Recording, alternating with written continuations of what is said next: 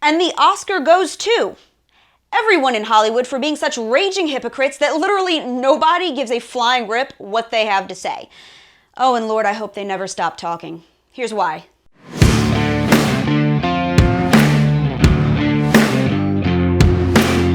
Hey guys, welcome back to Reality Check on MRC-TV. I'm Brittany Hughes, and another day, another Oscars show that exactly no one cared about.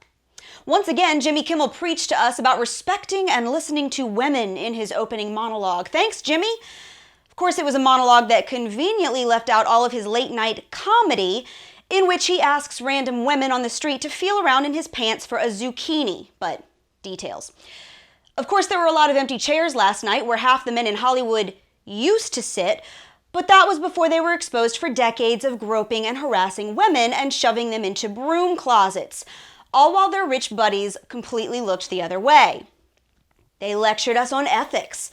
This is the same group, mind you, that instead of giving the Best Picture award to a movie about a rescue mission that saved hundreds of thousands of Allied troops from certain death using nothing but civilian sailboats and dinghies, they gave it to a movie about a woman who has sex with a fish. Thanks to Guillermo, we will always remember this year as the year men screwed up so badly, women started dating fish. Adam Rippon, the little gay ice skater who came in 10th place at the Olympics and you didn't know who he was before he started lying about Mike Pence. Yeah, him. He wore a bondage harness to the Oscars. But sure, let's make fun of the vice president, whose moral compass is pointed so due north he could probably give personal tours of Santa's workshop, because that makes much more sense. Right, Kimmel? But that's not the point. We don't make films like Call Me By Your Name for money. We make them to upset Mike Pence. Yeah. They lectured us on guns from behind their wall of armed security that carries all of those things that they don't think we should be allowed to have to protect our families.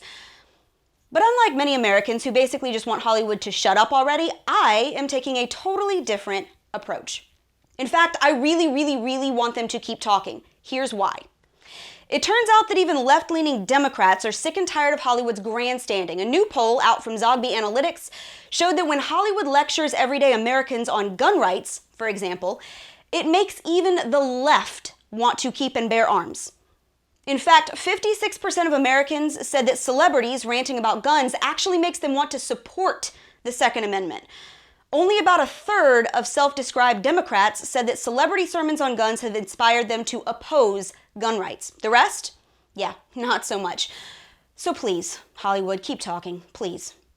Please keep telling us about how we shouldn't have the ability to defend ourselves while you make billions off of movies that glorify guns, and then you show up to award ceremonies with your own personal army. Please keep telling us about how we need to respect women while protecting your own millionaire perverts and making films praising bestiality. Yeah. Keep patting yourselves on the back for making movies about gay men seducing underage boys, and then insult men who stay faithful to their wives. Please.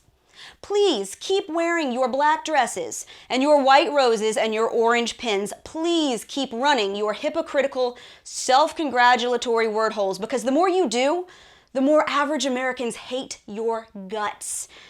And the more common sense becomes blindingly clear. And if you don't believe me, just check out last night's Oscar ratings. Hint, they were at an all-time low. And that's your Reality Check America. Subscribe to us on YouTube, like us on Facebook and Twitter, and stay sane out there.